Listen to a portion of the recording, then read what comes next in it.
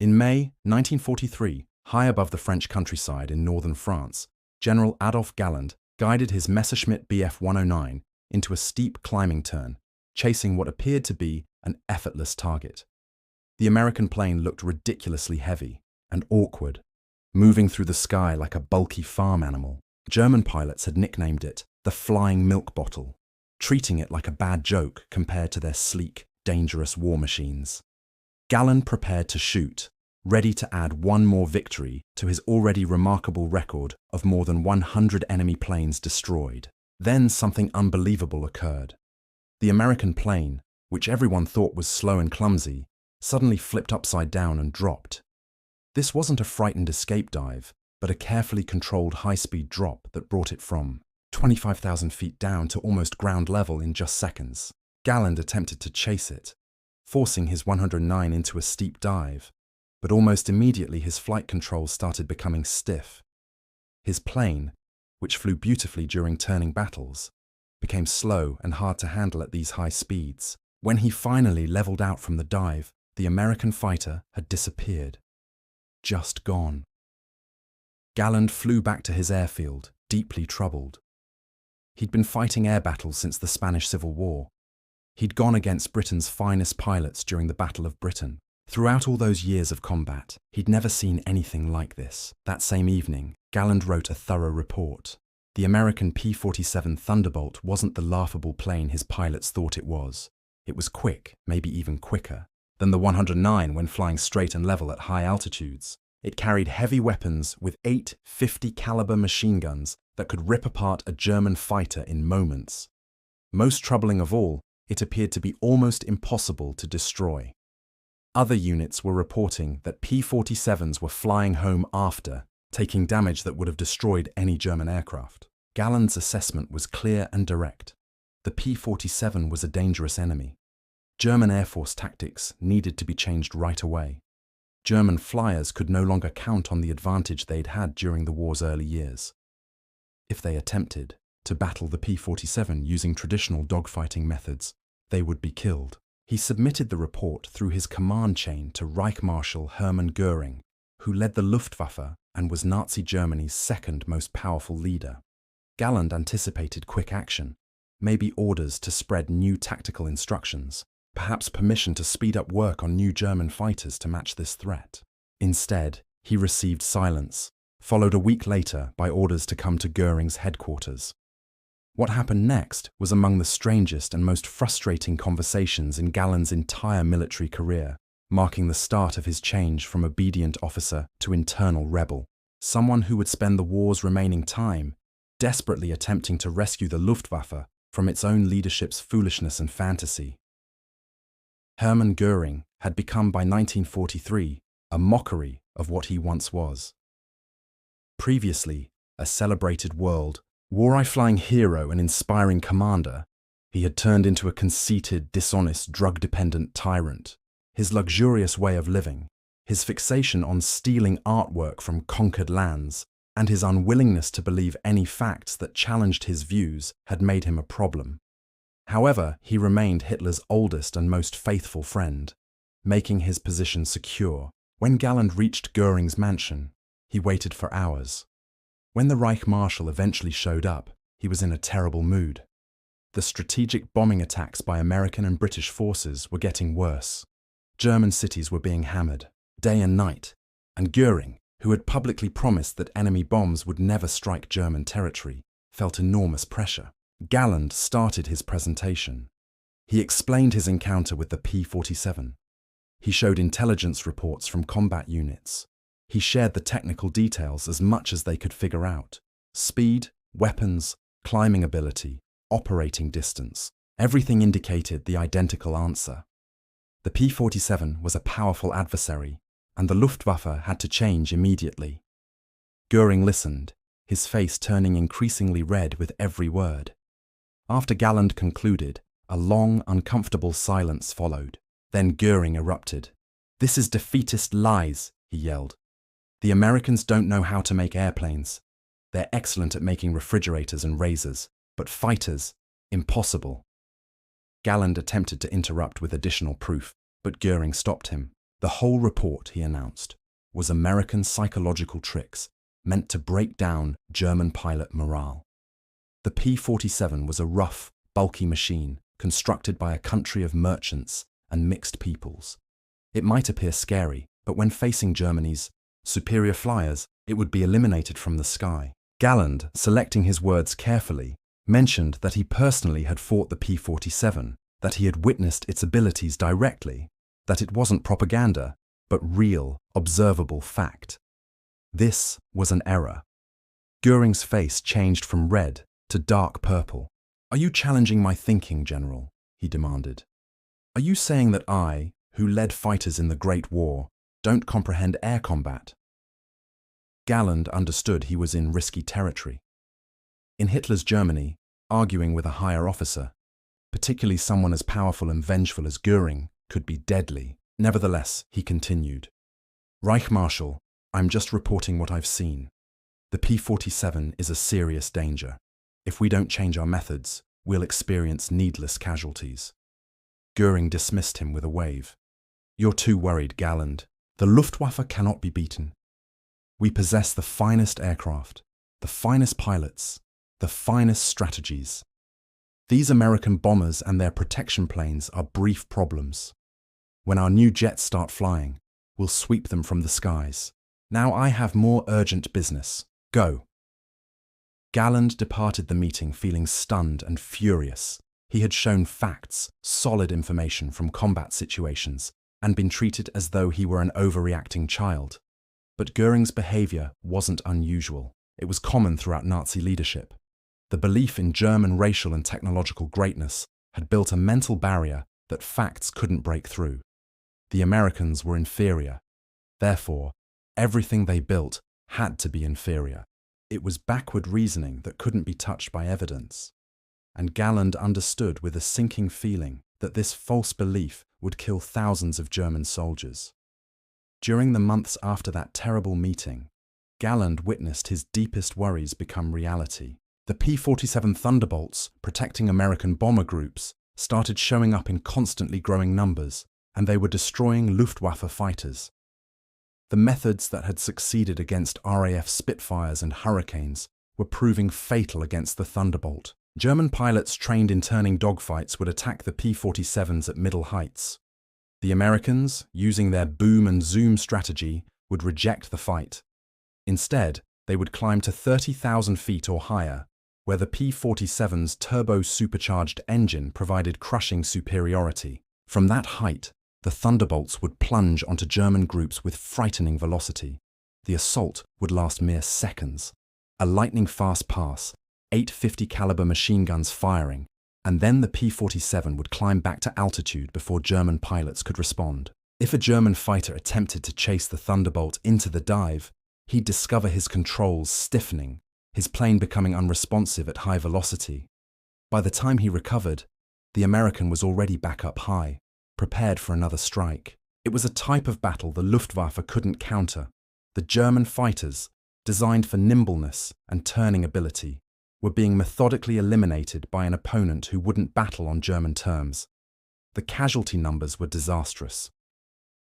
Throughout the summer and autumn of 1943, the Luftwaffe lost pilots and planes quicker than replacements could arrive. Each week, Galland got reports of skilled pilots being shot down. Men who had lived through years of fighting, who had dozens or even hundreds of victories, were being destroyed by American fighters piloted by flyers with much less experience. The distinction was the aircraft and the approach. An average pilot in a P-47 using the boom and zoom method could eliminate an expert in a Bf-109 or FW-190 if the German pilot made the error of engaging on American conditions. Galland repeatedly attempted to make high command acknowledge the situation. He composed report after report. He displayed statistics. He brought combat pilots to meetings to explain their experiences. The answer was always identical: excuses, rejection, and charges of defeatism. Göring claimed the issue wasn't the enemy planes, but the standard of German pilots. They were becoming cowards, he said, unwilling to push their attacks home. He started doubting the bravery and determination of the Luftwaffe's fighter pilots, the same men dying in huge numbers trying to protect German cities from the constant Allied bombing offensive. The breaking moment arrived during a staff meeting in late 1943. Goering, angry about the Luftwaffe's failure to halt American daytime bombing attacks, launched into an angry speech. He blamed the fighter pilots of cowardice and failure. He stated they were deserting the bombers, refusing to battle the enemy. Galland, who attended the meeting with other senior Luftwaffe officers, finally reached his limit. He stood up and before the whole room called Goering a liar. He explained in harsh detail the situations the fighter pilots were experiencing. Outnumbered, outgunned, flying outdated aircraft against an enemy with massive material advantage. The pilots weren't cowards. They were warriors battling an impossible fight, while their own commanders hid from the truth. The room became completely quiet. Nobody talked to Goering that way. Multiple officers thought Galland would be arrested immediately. But Goering, maybe realizing that removing his best fighter commander would be a public disaster, simply stared at Galland and dismissed everyone. From that point forward, Galland was a targeted man. Goering and his followers started searching for any reason to strip him of command. But Galland stopped caring. He had glimpsed the future, and it was written in the white trails of thousands of American bombers and fighters filling the skies above Germany.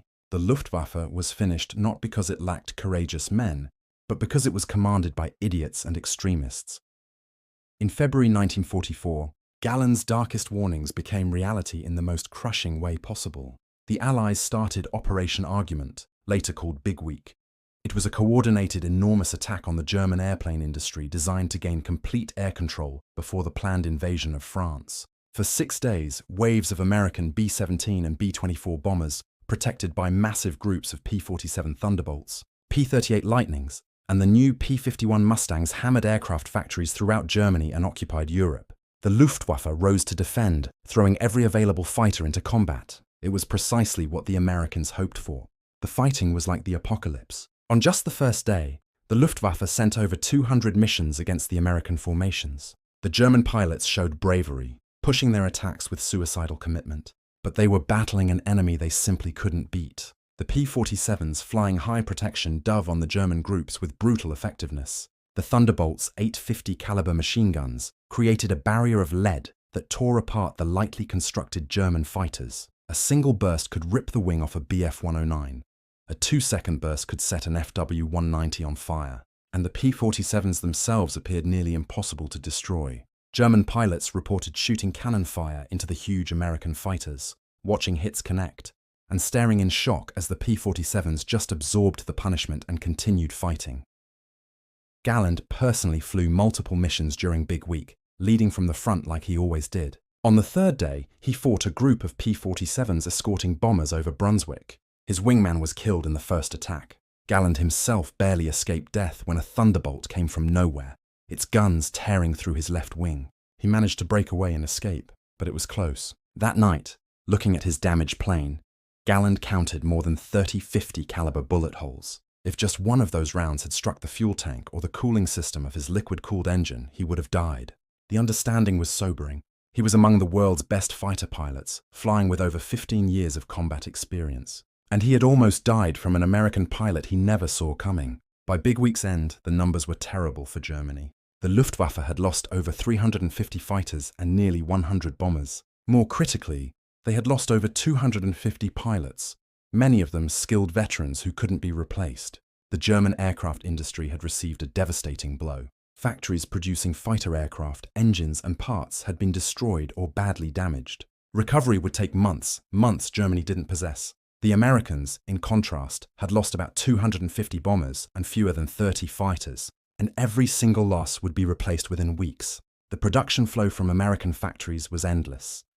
Galland composed yet another report, this one even more desperate than his earlier warnings. The Luftwaffe, he stated plainly, had lost the struggle for air control over Germany. The industrial and material strength of the Allies, especially the Americans, was so crushing that no amount of tactical skill or pilot courage could defeat it. The P-47, which had been mocked as a joke just 1 year before, was now the ruling fighter over Europe, and there was nothing Germany could do about it. Göring's answer was expected. He blamed Galland of defeatism and ordered the report hidden. But by this time, even Göring couldn't totally ignore facts. The skies above Germany were filling with Allied aircraft. German cities were being turned to ruins. The Luftwaffe was being worn down in a numbers war it could never win. By late 1944, the situation had gotten worse beyond belief. The Allies had successfully invaded France. German forces were pulling back on all battlefronts, and the Luftwaffe, once the pride of the Third Reich, was a weak copy of its former strength. Pilot casualties had been so terrible that new pilots were being sent to combat units with barely any training. In 1940, a Luftwaffe fighter pilot might have received 200 or 300 hours of flight training before entering combat. By 1944, many had less than 50 hours. They were being thrown into battle against experienced Allied pilots flying better aircraft. It was, as Galland called it, sending helpless victims to slaughter. The P-47 Thunderbolt was now everywhere in the skies above Germany, and it had been joined by even more advanced American fighters like the P-51 Mustang, which mixed the Thunderbolt's firepower with even better range and velocity. German pilots who survived their first few missions learned fast. Never, ever attempt to turn with the American fighters at low altitude. Never try to climb faster than them. Never allow them to control the fight's conditions. But for inexperienced pilots, these lessons arrived too late. The death rate for new Luftwaffe pilots was horrible. Some units lost 50% of their new pilots in their first week of combat. Galland, who had been promoted to general of the fighter arm, responsible for all Luftwaffe fighter operations, was in an impossible situation. He had the authority on paper, but no actual power. Göring interfered constantly, giving contradictory orders and refusing to send resources where they were needed. Hitler, increasingly disconnected from reality, demanded miracle weapons and final victories.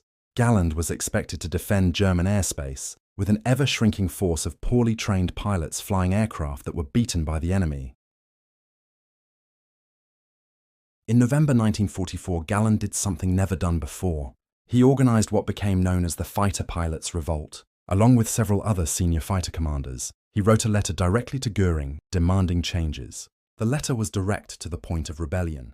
It said that the current leadership of the Luftwaffe was incompetent, that Göring's refusal to accept reality was costing German lives, that the constant meddling from high command was making it impossible to run effective operations. And it demanded that either Göring step down or give the fighter commanders the freedom to run operations without political interference. The letter was signed by some of the most decorated and respected fighter pilots in the Luftwaffe, men with hundreds of victories between them, men who had risked their lives for Germany countless times. Göring's response was quick and brutal. He called the signers traitors, he threatened them with military trial and execution, and he removed Galland from command, effectively ending his operational career.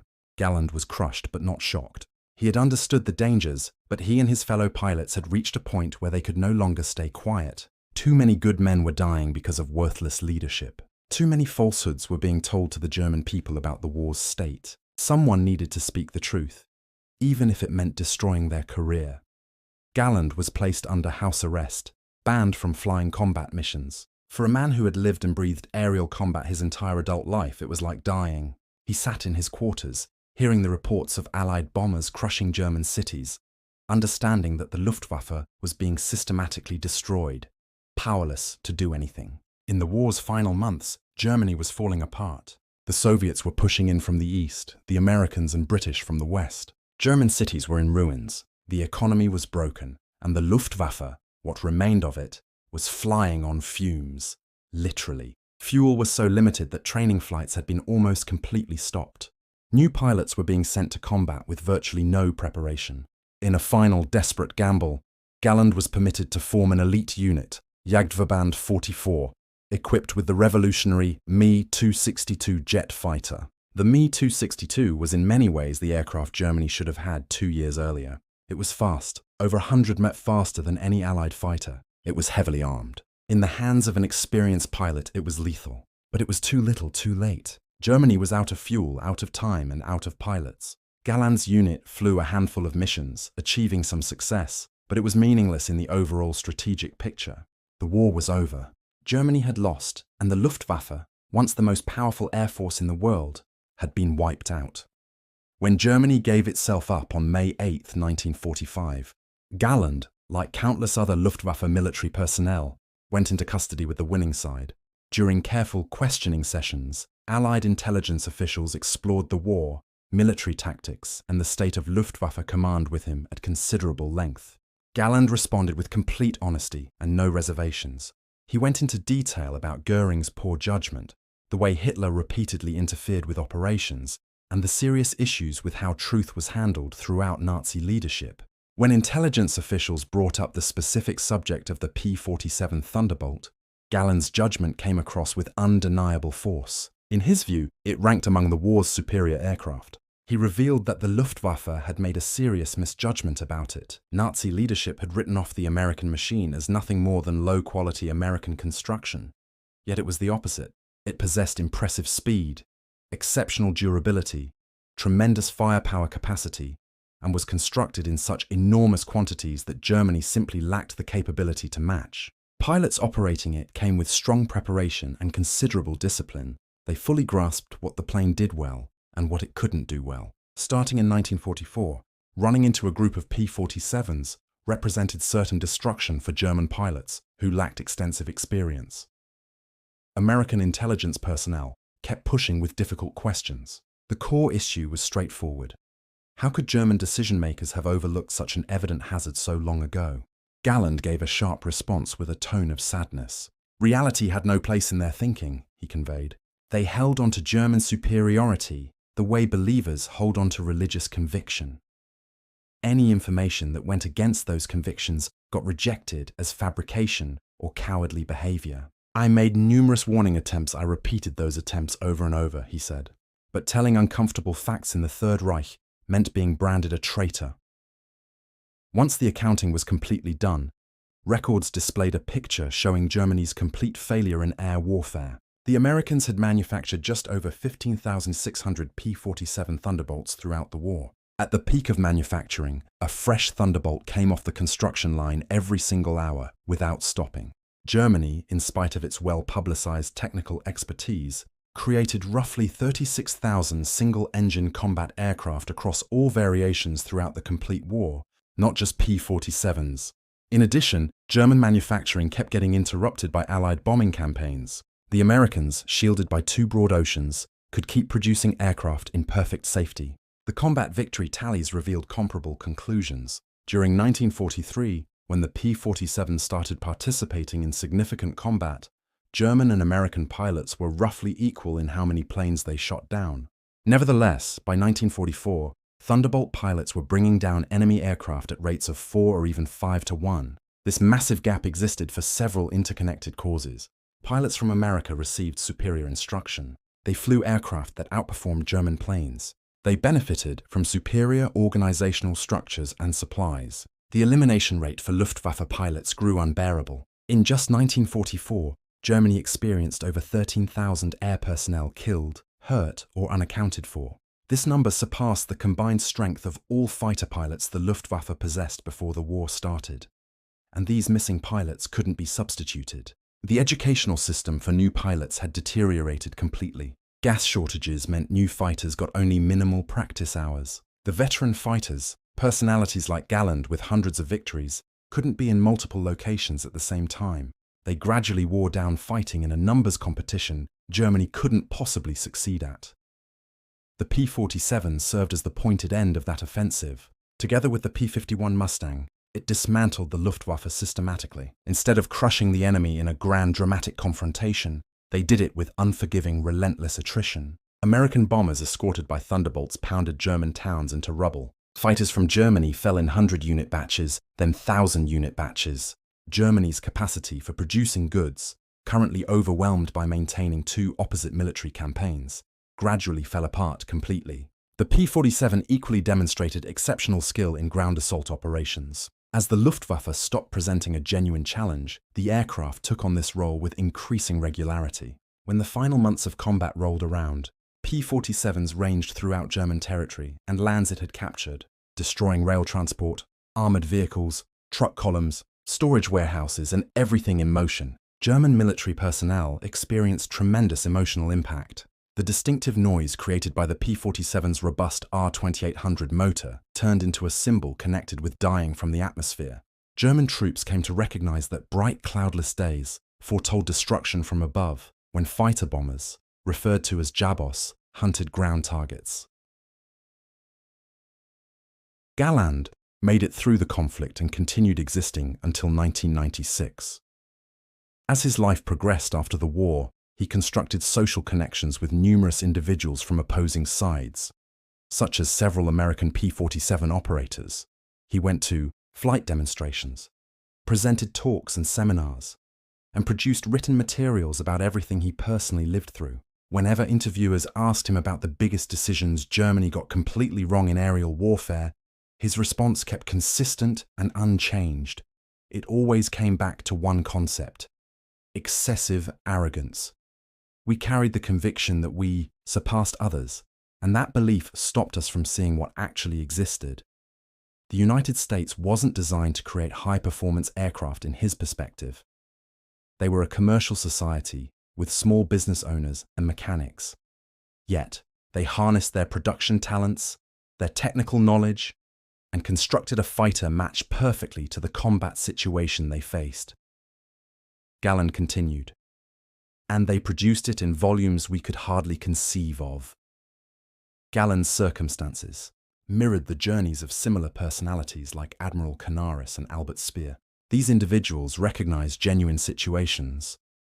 They grasped the hard facts about what Germany could realistically accomplish militarily.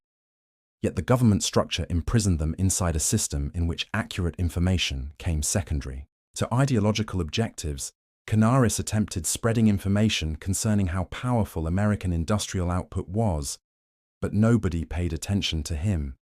Speer understood Germany would fail in a manufacturing contest, but chose to keep quiet.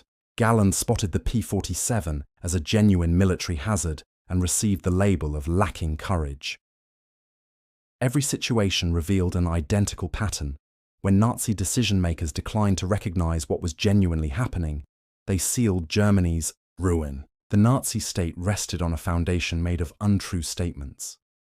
There existed a belief in German racial superiority. There was dedication to ideological cleanliness. There was faith that conquest belonged to Germany inevitably. These weren't simply tools for propaganda purposes. Leadership figures like Hitler and his immediate allies accepted these concepts the way believers accept spiritual principles. Whenever real circumstances disagreed with those foundational concepts, the actual events faced dismissal. Intelligence services were disregarded. Individual officers speaking uncomfortable information faced punishment. The complete framework was purpose-built to make Hitler's misconceptions grow stronger, even as the country went up in smoke. Galland's specific heartbreak stems from a basic reality. He demonstrated genuine love for his nation. He possessed sincere dedication to defending his territory. Yet his understanding was sharp enough to recognize the nation's decision-making structure was bringing about destruction, and he lacked power to prevent it. His communications regarding the P-47 constituted merely a single instance. He additionally cautioned command regarding the effectiveness of Hitler's surprise assault, called the Ardennes counteroffensive. He flagged that converting Me-262 fighter aircraft into bomber variants represented catastrophic strategic thinking. Each period when command dismissed his position or penalized him meant additional destruction. The entire narrative concerning Adolf Galland and the P-47 Thunderbolt presents an exploration examining what transpires when competent judgment meets up against ideological devotion. Galland, evaluated by any standard, represents one among the most capable fighter aircraft commanders and pilots of World War II. He possessed expertise in aerial maneuvers and specific aircraft efficiency, and comprehended strategic military situations. Nevertheless, he served an administration that prized personal obedience beyond technical competence and selected fantasy over actual truth. The outcome spoke for itself. The Nazi structure fell, not because it lacked gutsy troops displaying fierce commitment. It experienced defeat via its personal refusal to acknowledge reality. The Thunderbolt symbolized the concrete representation of all that Nazi decision-makers refused to confront. It originated from a diverse, liberal government setup. Women staffed its construction facilities. Black Americans helped build it. Immigrant populations participated in its development. Nazi doctrine dismissed these categories of human beings as genetically inferior, but this supposed inferior community manufactured in excess of 15,000 of these fighters. They built them with excellent construction standards. They built them with amazing toughness. They built them with impressive manufacturing speed. German decision-makers needed to react with rapid strategic changes, innovative approaches in tactics, entirely new fighter designs, and comprehensive revised preparation techniques. Rather, they selected denial combined with accusations that soldiers had lost their bravery. The Luftwaffe faced an uphill battle against American production and manufacturing might while having insufficient assets and outdated battle methods, all while superiors communicated that achievement was unavoidable as long as the will remained strong. This formula produced catastrophe, and catastrophe is precisely what occurred. Galland made repeated attempts to fix problems starting from his position inside the system. He made consistent efforts to bring genuine observations into the decision-making procedure. In the process, he encountered destruction. His account functions as significant proof that inside autocratic regimes, speaking uncomfortable information becomes a revolutionary deed, and acts of rebellion receive punishment regardless of how important they might be.